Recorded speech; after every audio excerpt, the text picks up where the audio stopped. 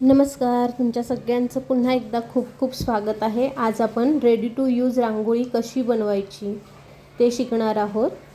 हे बघा, हे सुंदर जास्वंदाचं फूल इथे तयार केलेलं आहे आणि तुम्ही पाहू शकता, मी दाखवले किती छान अशी बारीक याची आपण घडी पण करू शकतो आणि हे अजिबात खराब होत नाही। आणि याचं महत्त्व असं आहे की जी आपली ओरिजिनल रांगोळी असते त्याच्यापासूनच आपण हे बनवलं आहे। म्हणजे कुठलंही हे रेडी टू यूज जरी असलं तरी याचा लूक जी खरोखरची आपण रांगोळी काढतो त्याच्यासारखाच असतो आणि आपण आपल्या आवडीप्रमाणे त्याच्या साईजप्रमाणे ह्या डिझाईन्स बनवू शकतो। आणि जेव्हा सण असतात तेव्हा आपल्याला घाई असते आणि पटकन रांगोळी काढायला जमतं असं नाही, किंवा सगळ्यांनाच रांगोळी काढता येतं असंही नाही, तर त्याच्यासाठी ही रेडी टू यूज रांगोळी खूप छान आहे। तर आता आपण बेसिकपासून पहिले पावलं कशी काढायची त्याचं व्हिडिओ शेअर करणार आहे मी तुमच्याबरोबर। व्हिडिओ स्किप न करता पूर्ण बघितला तर तुम्हाला कुठलीच अडचण तुम्ही तयार करताना ही रांगोळी येणार नाही आहे। त्यामुळे व्हिडिओ अजिबात स्किप करू नका, स्टेप बाय स्टेप ज्या मी सांगितल्या आहेत त्याप्रमाणे फॉलो करा, म्हणजे तुमची रांगोळी देखील सुंदर जशी मी दाखवली आहे तशीच तयार होणार आहे। तर इथे आता आपल्याला पाऊलांची डिझाईन जी आहे ती OHP शीट आपण घेतली आहे। मी आता एका कॉर्नरला बनवून घेते आहे, कारण की छोटीशीच पावलं आहेत तर तेवढ्या शीटमध्ये ते ॲडजस्ट होत आहेत। हे बघा, अशा पद्धतीने आपल्याला हे पावलं OHP शीटवरती त्याचं ट्रेस करून घ्यायचं आहे। हा मार्कर पेन आहे, परमनंट मार्कर जो असतो त्याच्याने मी हे पावलं काढून घेतली आहेत। आता आपण एकाच रंगाची बनवू शकतो किंवा दोन रंगांमध्ये, म्हणजे हळदी कुंकाचं बनवू शकतो किंवा फक्त हळदीचं फक्त कुंकवाचं, तुम्हाला जसं आवडेल तसं तुम्ही हे बनवून ठेवू शकता। आता इथे आपण ग्लू लावत आहोत। हा ग्लू जो आहे तो फॅब्रिक ग्लू आहे। 60% ग्लू आणि 40% पाणी असं मिश्रण आपल्याला करून घ्यायचं आहे आणि एका ब्रशच्या मदतीने बरोबर आपण जे आउटलाईन करून घेतली आहे पावलांची फक्त तिथेच आपल्याला हा ग्लू लावून घ्यायचा आहे। अगदी सावकाश व्यवस्थित लावायचा, बाहेर अजिबात ग्लू जाऊ द्यायचा नाही। जर का बाहेर गेला आउटलाईनच्या तर मग आपण जी रांगोळी टाकतोय ती तिथे चिकटणार आणि आपली जी डिझाईन आहे ती छान दिसणार नाही। त्यामुळे आपल्याला अगदी व्यवस्थित हे करायचं आहे, ग्लू लावताना काळजी घ्यायची आहे। त्यानंतर कुठलाही एक कागद ठेवून आपल्याला ते प्रेस करून घ्यायचं, म्हणजे ग्लूवरती जी रांगोळी आहे ती छान फिक्स होते, चिकटल्या जाते। हे बघा, आता काही ठिकाणी ग्लू व्यवस्थित लागला नव्हता म्हणून रांगोळी तिथून पूर्णपणे निघाली आहे, तर मी जिथे थोडासा ग्लू पुन्हा लावते आहे, जिथे जिथे रांगोळी बसली नाही आपली त्या ठिकाणी आपण परत थोडी थोडी रांगोळी टाकून घेत आहोत। आता हा आपण पहिला लेअर करत आहोत।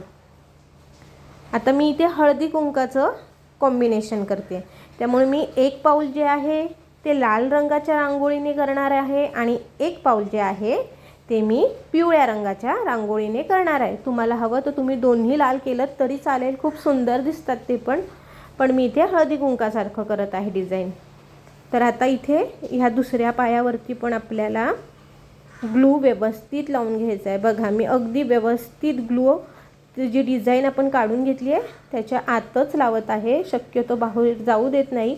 आणि चुकून जर आपला ग्लू बाहेर गेला तर आपल्याला तो लगेच पुसून घ्यायचा, म्हणजे आपली डिझाईन जी आहे ती खराब होणार नाही। तर अशा पद्धतीने आपण ग्लू लावून घेतला आहे आणि याच्यावरती आता आपण येलो कलरची जी आपली रांगोळी आहे ती टाकून घेत आहोत। आता ही जी रांगोळी आहे ती डायरेक्ट जी कलर रांगोळी येते ती आपण यूज करतोय। हल्ली ही रांगोळी सगळीकडे अवेलेबल असते। पहिले काय होतं, काही वर्षांपूर्वी एक पावडर रांगोळी यायची आणि मग ती आपण आपल्या पांढऱ्या रांगोळीमध्ये मिक्स करायचो आणि त्याचा रंग बनवायचो। तर ती वाली रांगोळी आपण इथे वापरत नाही आहे, आपण ही डायरेक्ट जी रांगोळीच कलरमध्ये आता उपलब्ध आहे ती वापरत आहोत। फार जाड फार बारीक पावडर अशी रांगोळी वापरायची नाही।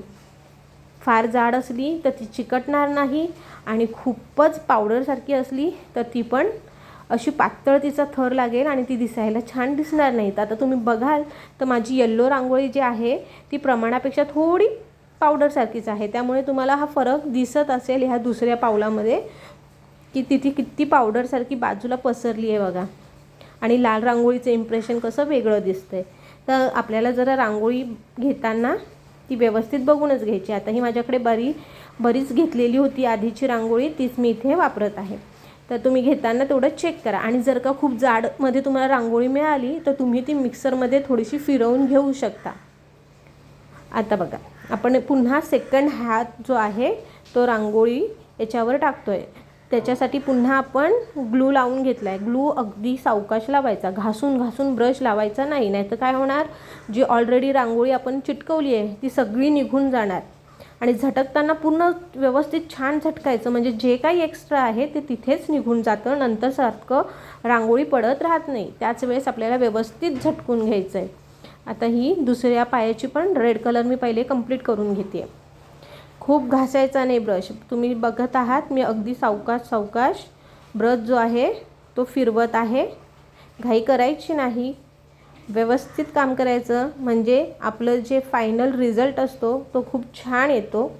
हे बघा, अशा पद्धतीने असं न घासता व्यवस्थित आपल्याला ग्लू लावून घ्यायचा आहे. आणि पुन्हा रांगोळी आपल्याला पसरवून घ्यायची आहे. रांगोळी पसरवताना एका कलरवरती दुसरा कलर जाणार नाही याची खबरदारी मात्र नक्कीच घ्या, नाहीतर काय होणार, ह्या रांगोळीचे कण त्या रांगोळीवरती अडकून जाणार आणि मग ते दिसताना छान दिसणार नाही. आता बघा, आपली ही दुसरी रांगोळी पण झाली आहे टाकून. आता इथे तुम्हाला दिसतंय की बोटांमध्ये जी गॅप हवी ती नाही आहे, तर काय करायचं, छोटा जो ब्रशच्या साह्याने त्याची मध्ये आपल्याला अशी गॅप करून घ्यायची. आणि ते तेव्हाच करून घ्यायचं, नाहीतर ती सुकल्यानंतर निघणार नाही. म्हणून जेव्हा ते ओलसर असेल तेव्हाच आपल्याला ते अशी गॅप त्याच्यात करून घ्यायची आहे. जसं मी तुम्हाला ब्रशने दाखवलं. हा 0 नंबरचा छोटासा ब्रश आहे, त्याच्या बॅक साईडनी मी हे बारीक काम करत आहे.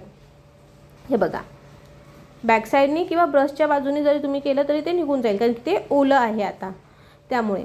तर अशा पद्धतीने व्यवस्थित आपल्याला त्याचा आकार करून घ्यायचा आहे. आणि ह्याच पद्धतीने आपल्याला जी येलो कलरची प्रोसिजर आहे ती कंप्लीट करायची आहे. इथे मी ही कंप्लीट करून दाखवली आहे. आता आपले इथे हे तयार झालेलं आहे. आता आपल्याला कट करायचं आहे. बरं, एक सांगायचं राहिलं, प्रत्येक वेळेस आपल्याला कमीत कमी अर्धा ते 1 तास जो आपण म्हणजे पहिल्यांदा जो आपण ग्लू लावून रांगोळी टाकतो त्याच्यानंतर कमीत कमी 1 ते 2 तास त्याला सुकू द्या छानपैकी. खूपच घाई असेल तर 20 मिनटं देखील चालेल, पण जितकं छान पहिला लेअर सुकू द्याल तो तितका छान मग आपल्याला पुढचा लेअर करायला सोपा जातो. आता आपल्याला घाई आहे तर हे थोडंसं ओलं असतानाच मी कट करून घेत आहे. तर 1 तास सुकल्यानंतर मग पुन्हा सेकंड लेअरचा म्हणजे ग्लू आपल्याला यूज करायचा आहे आणि मग सेकंड लेअरची रांगोळी टाकायची आहे. तर मधला वेळ देणं आपल्याला तेवढा गरजेचं आहे. आता बघा, अशा पद्धतीने आपल्याला थोडंसंच डिस्टन्स ठेवायचं आहे. OPS या PH शीटचं, आपल्या प्लास्टिकची ही जी शीट आहे OHP शीट, तिचं थोडंसंच आपल्याला साईडला बॉर्डर ठेवल्यासारखी ठेवायचं आहे आणि कट करून घ्यायचं आहे आजूबाजूने. तशी तर ती ट्रान्सपरंट असते, तुम्ही चौकोन शेप करून कट केलं तरी चालू शकतं, पण असं व्यवस्थित त्याच्या साईड बाय साईडनी कट केलं तर ते दिसायला जास्त चांगलं दिसतं.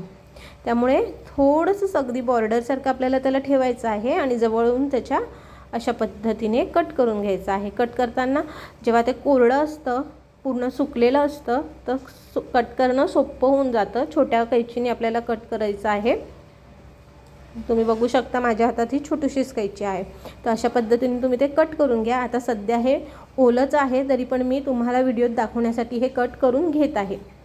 तर अशा पद्धतीने आपली ही रेडी टू यूज रांगोळी तयार होते. ही तुम्ही आधी तयार करून ठेवू शकता जसा तुमच्याकडे वेळ असेल, आणि सणाला याचा तुम्ही अशा पद्धतीने छान वापर करू शकता. आता गणपती येत आहेत, गौऱ्या येणार आहेत, तर त्यावेळेस तुम्ही असे पावलांची लाईन लावून खूप आपलं घर सुंदर असं सजवू शकता. देवघरापुढे काढू शकतो आपण ही रांगोळी.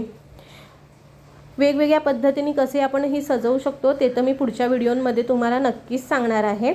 जर तुम्हाला व्हिडिओ आवडला असेल तर लाईक करायला विसरू नका. कॉमेंट करून सांगा कसं वाटलं, कुठली डिझाईन बघायची आहे ते देखील सांगा. आणि चॅनलला सबस्क्राईब नक्की करा, म्हणजे पुढचे व्हिडिओ तुम्हाला पाहता येतील.